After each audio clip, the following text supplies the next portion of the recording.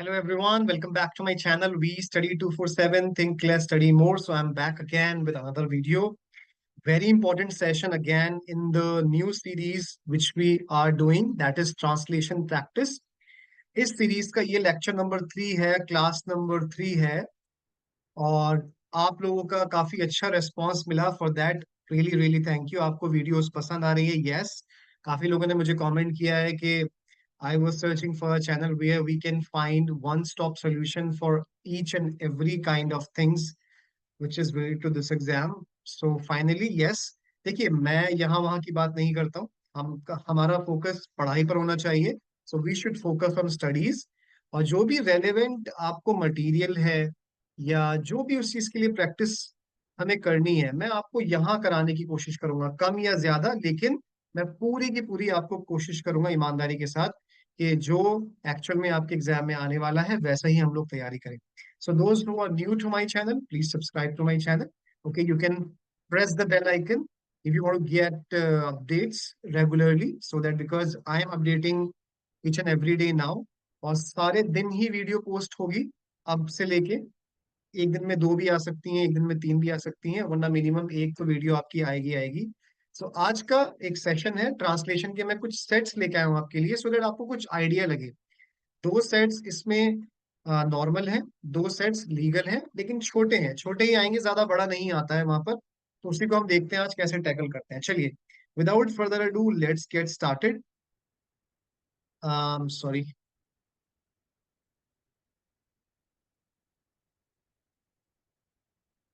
Yes. तो paragraph कहता है, रानी. देखिए, अलग अलग टाइप के ना, मैं आप लोगों के लिए एक ट्रांसलेशन की ई बुक भी क्रिएट कर रहा हूँ. ओके, एंड बहुत जल्दी उसको मैं आपको बताऊंगा उसका क्या होना है. ठीक है, stay tuned for more updates. और मैंने एक फ्री कोर्स भी लॉन्च किया, उसमें यू कैन ज्वाइन. वो आपका फ्री कोर्स रहेगा. उसके अंदर जो भी हम लोग यहाँ पढ़ रहे हैं या रेलेवेंट पीपीटीज है, पीडीएफ्स है, वो मैं वहां पर अपलोड कर दूंगा so that you can revise from there. आप उसको ज्वाइन कर लीजिए मेरे पोर्टल पे जाके, लिंक आपका कमेंट बॉक्स में है. बात करते हैं पहले. रानी एक मेधावी छात्र थी. स्कूल में वह हमेशा अव्वल आती थी. एक दिन एक विज्ञान मेले का आयोजन किया गया. रानी ने एक रोबोट बनाया जो कचरा साफ कर सकता था. उसके इस आविष्कार को सभी ने सराहा. रानी को विज्ञान मेले में प्रथम स्थान मिला. ठीक है, सबसे पहले मैंने आपको 3 चीजें बताई थी.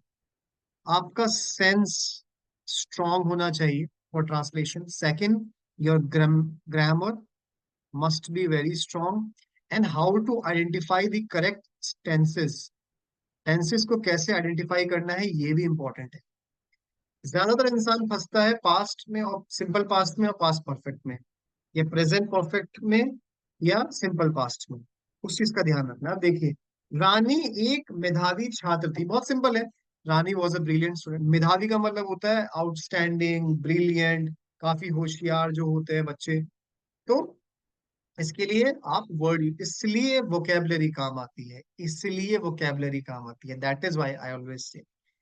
दूसरा है, स्कूल में वह हमेशा अव्वल आती थी. ठीक है, अब आती थी, इसको आप कैसे कन्वर्ट करेंगे? ही वॉज तो नहीं लगाएंगे, वो तो हो चुका था. आती थी की बात कर रहे हैं हम लोग. वह आती थी. चलिए देखते हैं इसका.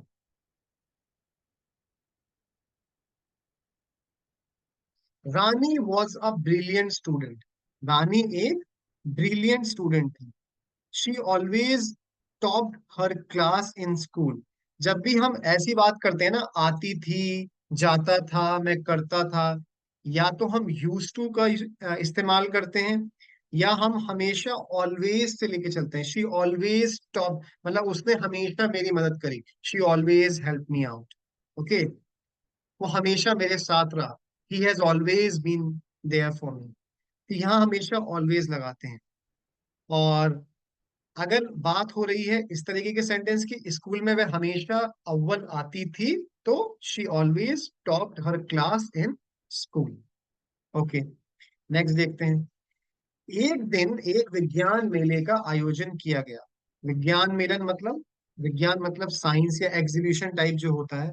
So one day a science fair, जो स्कूल में फेयर होती है, एग्जीबिशन होती है, अ फेयर वॉज ऑर्गेनाइज्ड. किया गया. किया गया का मतलब होता है किया गया था. Was organised. रानी ने एक रोबोट बनाया। रानी मेड अ रोबोट, बनाया, सिंपल पास्ट। रानी क्रिएटेड और मेड अ रोबोट। ठीक है। जो कचरा साफ कर सकता था, दैट कुड क्लीन गार्बेज, कर सकता था। जब भी इस तरीके की बात आती है तो इसके लिए हम एक मोडाल यूज करते हैं। क्या यूज करते हैं? मोडाल वर्ब्स, ये मोडल वर्ब्स, इसको बोलते हैं could. I could have done this, मैं ये कर सकता था। यू कुड गो देयर, आप वहां जा सकते थे। So could, we use could. यहां पर भी हमने वैसे ही किया। रानी ने एक रोबोट बनाया जो कचरा साफ कर सकता था। So that could clean garbage. ठीक है। देखते हैं। उसके इस आविष्कार उसके इस आविष्कार को सभी ने सराहा। सराहा का मतलब होता है अप्रिशिएट करना। तो एवरीबडी या every one appreciated her invention. हमेशा एक रूल और भी काम आता है ट्रांसलेशन में, कभी कभी आप बैक से लेके चलते हैं। ठीक है। सीधा सीधा नहीं होता है ट्रांसलेशन के पहले जो लिखा है वही वर्ड आएगा। उसके इस आविष्कार को सभी ने सराहा। Every one appreciated her invention, क्योंकि आविष्कार था। रानी को विज्ञान मेले में प्रथम स्थान मिला। शी स्टूड और she won first prize at the science fair. लेकिन आप एक चीज ध्यान रखेंगे, जो आपको हिंदी में दिया हुआ होगा ना, अगर रानी लिखा है तो आप रानी ही यूज करेंगे, शी नहीं यूज करेंगे। रानी को विज्ञान मेले में प्रथम स्थान प्राप्त हुआ। Everyone appreciated her invention. Rani won first place at the science fair. Very good. और she stood first in the science fair. चलिए नेक्स्ट पे चलते हैं। अब एक देख लेते हैं आर्ग्यूमेंटेटिव टाइप का पैराग्राफ। ये वो होते हैं जहां हम दो चीजों के बारे में बात कर रहे थे, कॉन्ट्रास्टिंग ओपिनियंस होती हैं। तो देखते हैं। संयुक्त परिवार के अपने फायदे और नुकसान दोनों हैं। संयुक्त परिवार में बच्चों की देखभाल में दादा दादी मदद करते हैं।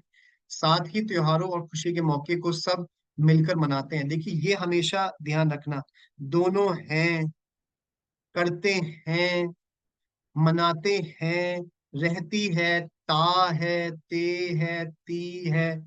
जब भी हम किसी चीज के एग्जिस्टेंस की बात करते हैं, हमेशा याद रखना माय डियर, एग्जिस्टेंस की बात करते हैं तो सिंपल प्रेजेंट में आती है वो चीज। सिंपल प्रेजेंट, पहले तो ये जान लीजिए प्रेजेंट टेंस का यूज हो रहा है और सिंपल प्रेजेंट का यूज हो रहा है। ठीक है। Habitual action, universal truth, existing, being, all things are covered by simple present tense. चलो अब इसमें हम बढ़ जाते हैं आगे, इसका देख लेते हैं कैसे होगा। तो ज्वाइंट, संयुक्त का मतलब होता है ज्वाइंट, संयुक्त राष्ट्र के ज्वाइंट, हम इसमें बोल देते हैं।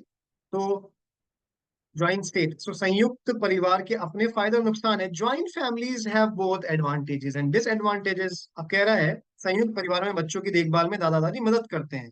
So in a joint family, article in a joint family, हम ए और एन का किसी इनडेफिनेट के लिए बात करते हैं जब हमें नहीं पता होता है in general. So in a joint family grand parents help with child care. Child care मतलब बच्चों की देखभाल।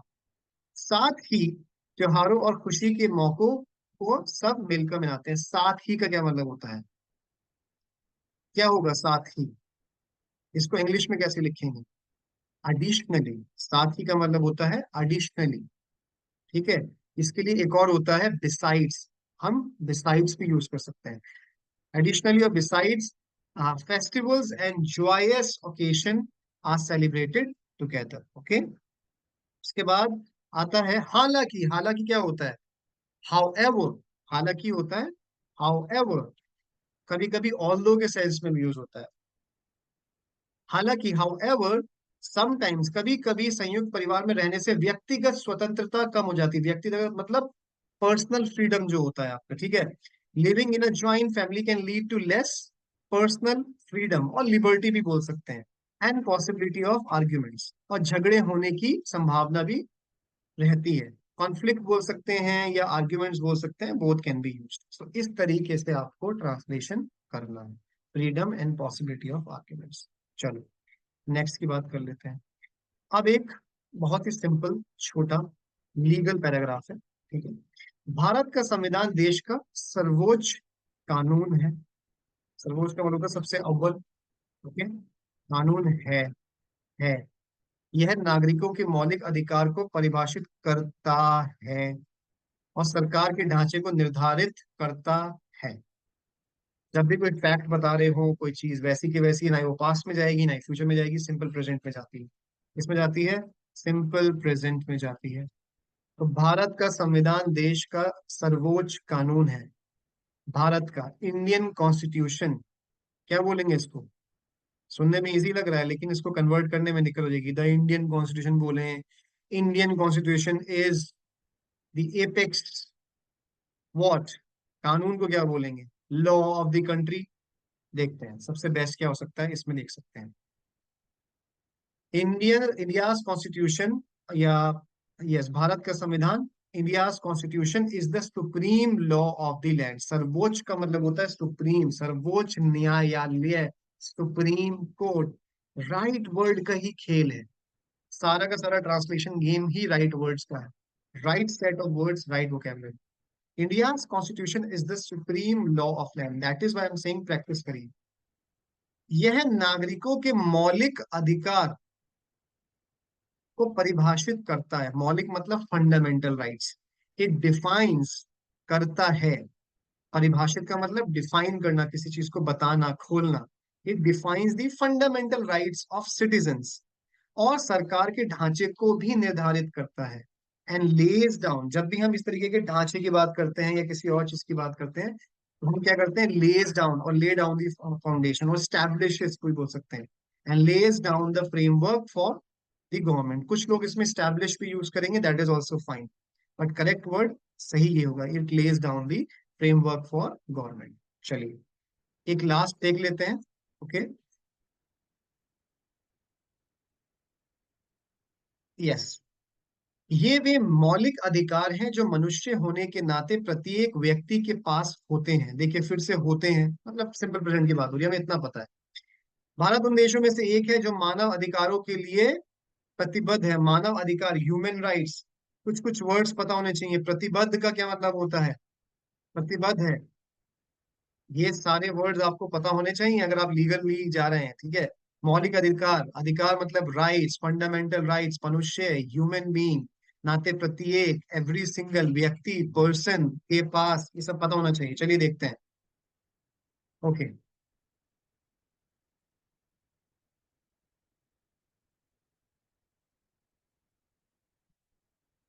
ये वे मौलिक अधिकार हैं जो मनुष्य होने के नाते प्रत्येक व्यक्ति के पास होते हैं। हम उसी का कंटिन्यूशन कर रहे हैं। These are fundamental rights that every person possesses by the virtue of being human। मनुष्य होने के नाते प्रत्येक व्यक्ति के पास होते हैं। जब भी ऐसे वर्ड आते हैं ना, होने के नाते, होने के लिए, इसको हम लीगल लैंग्वेज में ज्यादा यूज करते हैं, word virtue of being human. These are fundamental rights that every person possesses, ठीक है, ये पास होते हैं। possesses मतलब उनके पास होना, possession, ownership. These are fundamental rights, yes, and every person possesses by virtue of being human। okay, इंसान होने के नाते, being human, ठीक है। और फिर बाद में कह रहा है भारत उन देशों में से एक है जो मानव अधिकारों के लिए व्हाट, प्रतिबद्ध है। प्रतिबद्ध का मतलब होता है कमिटमेंट या कमिटेड, ठीक है। प्रतिबद्धता इज कमिटमेंट, प्रतिबद्ध मतलब committed. So India is one of the countries, जब भी ये आपने ग्रामर में पढ़ा होगा स्ट्रक्चर, वन ऑफ द के साथ हमेशा नाउन प्लूरल आता है। One of the boys, one of the girls, one of the countries. So India is one of the countries committed to human rights. Okay, so ये थे आज के आपके पैराग्राफ्स। आई होप आपको सेशन पसंद आया होगा। इसी तरीके से प्रैक्टिस करिए, practice makes perfect. That's the only way by which you can crack any examination, any other thing in this entire world. So this is we study 247 signing off for today. Thank you so much everyone. Take care. Bye bye.